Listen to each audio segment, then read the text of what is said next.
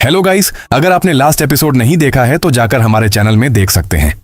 अब आगे जूह्योक किम की फाइट लैरिक के गैंग से चल रही थी।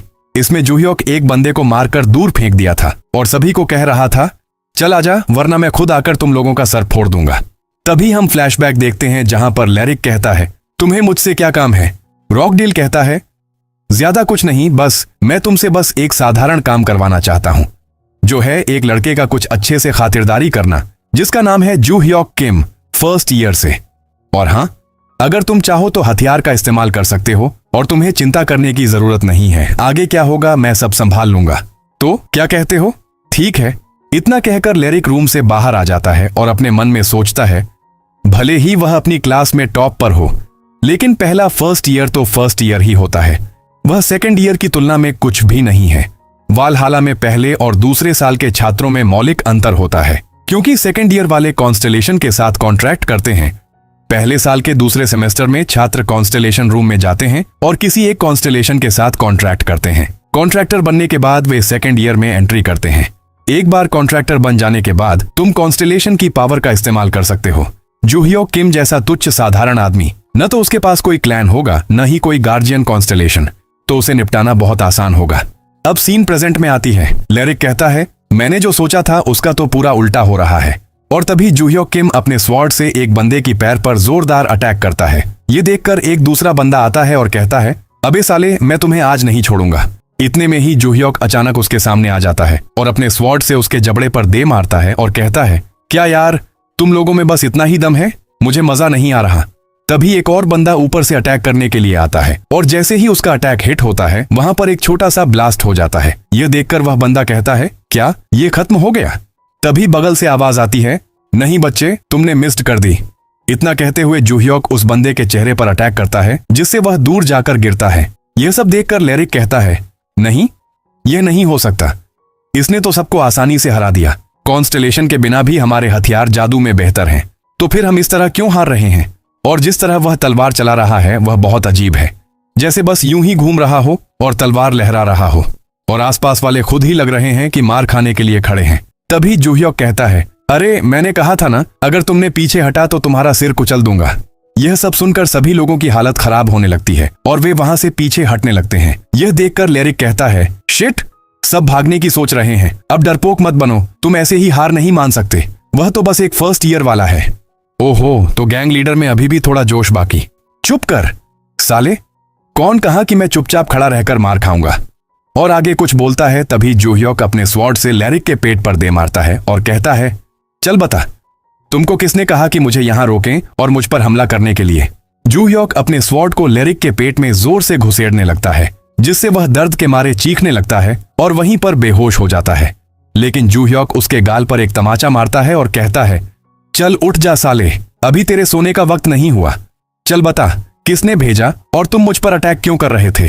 लैरिक बोलता है, मैंने तुमसे कहा ना, हम तुम्हारे सीनियर हैं, इसीलिए यह सब कर रहे थे।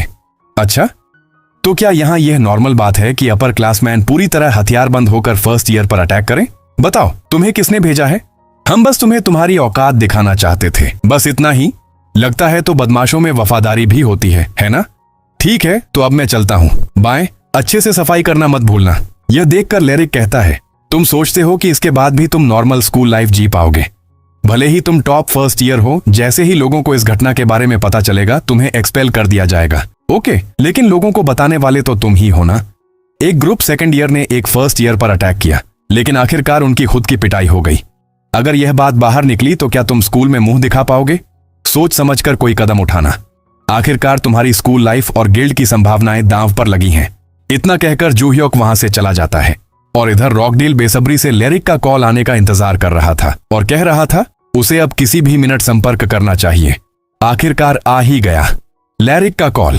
हे लैरिक, क्या तुमने जूह्योक को उसका सबक सिखा दिया? रोकदिल, मैं इस सब से तंग आ चुका हूं। तुमने अभी क्या कहा?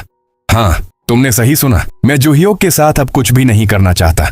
यह क्या बकवास है? पहले जब हम बात कर रहे थे तब काफी कॉन्फिडेंट के साथ बोल रहे थे, लेकिन लैरिक उसे कोई जवाब नहीं देता और कहता है, बाय, मैं कॉल रख रहा हूं। रुको एक सेकंड, क्या उसने आखिरकार तुम्हें पीट दिया? तो फिर उसे टीचर ऑफिस में रिपोर्ट करने के बारे में क्या ख्याल है? अगर कोई दिखने वाली चोटें हैं तो क्या इसका मतलब यह नहीं कि हमारे पास पर्याप्त सबूत हैं? तुम कम से कम इतना तो कर सकते हो ना? अगर तुम मेरे लिए सिर्फ इतना कर दो तो मैं तुम्हें वादा किया गया पूरा पैसा दे दूंगा। इसके अलावा मैं तुम्हें अपने क्लैन से जोड़ दूंगा। बेंट्रिक क्लैन के समर्थन से भी हम आज खोई हुई इज्जत को बहाल कर पाएंगे। तो फिर गुड लक। हेलो लेरिक। लेकिन कोई रिप्लाई नहीं मिलता और कॉल कट हो जाता है। यह देखकर रोकदिल गुस्से से अपना फोन जमीन पर पटक देता है और कहता है, यूरिया, हाँ तुमने डिसेरा से संपर्क किया ना? हाँ, मैंने उसे बता दिया है कि तुम उसे मिलना चाहते हो, लेकिन इसमें थोड़ा समय लग सकता है क्योंकि वह दूर से आ रहा है। वह कहाँ है? मैक्सिको। फिर सीन कट होती है और हम देखते हैं मैक्सिको का एप्रिया अकादमी, जहां पर हम एक बंदे को देखते हैं जिसका नाम डिसेरा बेंट्रिक होता है।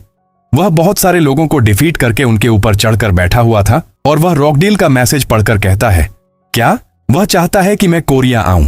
फिर आगे पढ़ता है, तुम्हें कोरिया आना है जूह्योक किम नाम के एक लड़के का काम तमाम करने के लिए। तुम्हें अच्छा खासा पैसा मिलेगा। वह मैसेज पढ़कर बहुत ज्यादा खुश हो जाता है। क्लैन से निकाले जाने के बाद से मैं पैसे की तंगी में था। यह ठीक वैसा ही है जैसा मुझे चाहिए था। फिर हम अगले दिन सुबह 6 बजे का सीन देखते हैं। वालाहा फिजिकल ट्रेनिंग सेंटर। वहां हम जूह्योक किम को देखते हैं। वाह, यह ट्रेनिंग सेंटर बहुत बड़ा है। बड़ी स्कूल, बड़ी सुविधाएं, मैं समझता हूँ इससे दौड़ने का मूड बन जाता है। तभी उसे वार्चे की आवाज सुनाई देती है। वार्चे कहता है, तुम यहाँ क्या कर रहे हो? यह सुनकर जूह्योक कहता है, क्या वर्चे, आखिर तुम कहाँ हो? एनलाइटनमेंट की तलवार में। तुम एक स्टोर हो, तुम इतने हैरान क्यों हो? नहीं, मैं हैरान नहीं हूँ। मैंने सोचा था कि तुम किसी तरह भाग गए हो तो मुझे तुम्हें पीट कर वापस खींच कर लाना पड़ेगा। खैर, मैं भागा नहीं हूं तो चिंता मत करो। यह सुनकर अच्छा लगा। वैसे भी क्या तुम्हें यकीन है कि यह ठीक है? क्या मेरी सेहत? नहीं, एनलाइटनमेंट की तलवार के बारे में। एनलाइटनमेंट की तलवार के दिव्य आर्टिफैक्ट बनने के बाद इसे वालहाला में रखा गया था, लेकिन मैंने इसे कॉन्स्टेलेशन रूम से बाहर निकाल लिया। चिंता करने की कोई जरूरत नहीं। मैंने कॉपी का इस्तेमाल करके एक डुप्लीकेट बना लिया। यही तो मुझे चिंता है। एनलाइटनमेंट की तलवार को स्टोर और कॉपी करने की क्षमता पहले जगह पर कैसे मिली? वार्चे बताता है, जब मुझे चेतना प्राप्त हुई तो मेरी सारी शक्तियां चली गई थीं, लेकिन शुरू से ही मैं कॉपी और स्टोर का इस्तेमाल कर पा रहा था। मुझे नहीं पता क्यों। क्या कुछ है जो तुम जानते हो? तभी वहां पीछे से आरिन आ जाती है। हाय, क्या तुम अब मुझे तलवारबाजी सिखाने वाले हो? नहीं, पहले हमें तुम्हारी स्टेमिना पर काम करना है। क्यों? अगर तुम नहीं चाहते तो जा सकती हो। नहीं, मैं करूंगी। तो फिर जल्दी से स्ट्रेचिंग करो। ओके। जूह्योक अपने मन में सोचता है, स्टेमिना सुधारने से शरीर माना को बेहतर तरीके से एब्जॉर्ब और कंट्रोल कर पाता है। यह सुधार का सबसे बेसिक तरीका है, लेकिन मॉडर्न ट्रेनिंग ट्रेंड्स ने इसे पूरी तरह गलत समझ लिया है। स्टेमिना पर्याप्त होने से पहले ही सब कुछ माना ट्रेनिंग में क्यों लगा देते हैं, जब उन्हें इसे नियंत्रित करने की स्टेमिना भी नहीं है। यहाँ की आरिन भी अलग नहीं है। उसका माना फुल एचडी है, लेकिन स्टेमिना सिर्फ एक तलवार चलाने वाले स्टूडेंट जितनी है। मैं तैयार हूं, तो चलो असली ट्रेनिंग शुरू करते हैं। ओके। फिर दोनों पुशअप करते हैं और सिटअप, और फिर आखिरी में आरिन डंबल उठाती है और थोड़ी देर बाद थककर वहीं पर लेट जाती है। अच्छा, अब अच्छे से वार्म अप हो गया। क्या कर रही हो? चलो उठो, हमें अभी 10 मील और दौड़ना है पूरी स्पीड के साथ। क्या? फिर सीन कट होती है और हम देखते हैं क्लास 1A। वहां पर जूह्योक बैठा हुआ सोच रहा था, बुरा नहीं, मेरी वर्कआउट पिछली बार से ज्यादा कठिन थी, लेकिन मैंने इसे अच्छे से पूरा कर लिया। ये शरीर में काफी पोटेंशियल है। तभी वहां एक टीचर आती है और कहती है, ठीक है, ध्यान दो, आज हम एक साधारण लिखित टेस्ट लेंगे। वह टीचर होती है Valhalla labyrinth monster premier instructor Lilia. Class के पहले दिन मैंने तुम्हें कहा था कि लेबिरिंथ मॉन्स्टर्स से निपटने के डिफरेंट स्ट्रैटेजीज से खुद को परिचित कर लो। तो आज मैं टेस्ट करूंगी कि तुम ऑफिशियल स्ट्रैटेजीज के अनुसार मॉन्स्टर्स को कितनी अच्छे से हैंडल कर सकते हो। यह कहकर लिलिया सबको पेपर डिस्ट्रीब्यूशन कर देती है और यहाँ सभी स्टूडेंट ध्यानपूर्वक अपने टेस्ट दे रहे थे। थोड़ी देर के बाद लिलिया कहती है, टाइम अप, कृपया अपनी टेस्ट पेपर पीछे से आगे पास करो। आज का टेस्ट तुम्हारे ग्रेड्स में रिफ्लेक्ट नहीं होगा, लेकिन मैं इसे नेक्स्ट क्लास के लिए तुम्हारी एबिलिटी मापने के रेफरेंस के रूप में इस्तेमाल करूंगी। लगता है सबके सब डैड हैं। नेक्स्ट टाइम हम असली वर्चुअल कॉम्बैट सिमुलेशन फैसिलिटी में शुरू करेंगे। तो फिर नेक्स्ट टाइम मिलते हैं। Yes ma'am. और तभी जूह्योक को वर्चे की आवाज सुनाई देती है। वर्चे कहता है, क्या तुम सच में ऐसे जवाब देकर ठीक हो? क्या तुम भी यह देख रहे हो? हाँ, मेरे पास यहाँ अंदर करने को और कुछ है ही नहीं। क्या तुम मेरे विचार पढ़ सकते हो? टेक्निकली नहीं, मैं सिर्फ वे विचार सुन सकता हूँ जो तुम मुझे बताना चाहते हो। ठीक है, वैसे मैंने सवाल का जवाब वैसा दिया जैसा मैं खुद उस सिचुएशन को हैंडल करता। सच में? तो ठीक है। फिर हम वालहाला फर्स्ट ईयर टीचर्स ऑफिस को देखते हैं, जहां पर गुस्से से लिलिया कह रही थी, जूह्योक किम, तुम इन जवाबों को जवाब कहते हो? तभी वहां कॉफी पीते हुए इगुन किम का एंट्री करता है और सीधे लिलिया के पास जाता है और कहता है, क्या आप मेरी क्लास के टेस्ट पेपर्स ग्रेड कर रही हैं? हाँ, मैंने उन्हें वर्चुअल कॉम्बैट सिमुलेशन ट्रेनिंग से पहले मॉन्स्टर हैंडलिंग मेथड्स रिव्यू करने को कहा था, तो मैंने उन्हें एक साधारण क्विज दिया। क्लास ए में काफी स्टूडेंट्स एलीट क्लैन से हैं, इसलिए उनके रिजल्ट्स ओवरऑल काफी अच्छे हैं।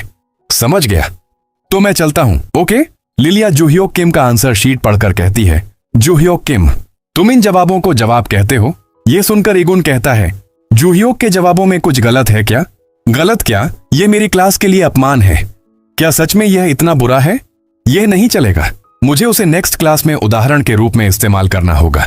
मैं उसे दिखाऊंगी कि लेबिरिंथ मॉन्स्टर्स को इतनी आसानी से डील नहीं किया जा सकता। फिर हम एक हफ्ता के बाद का सीन देखते हैं। वालहाला virtual combat simulation facility. Desk board पर लिलिया खड़ी होकर बोलती है, मैंने पिछली बार के तुम्हारे क्विज ग्रेड किए।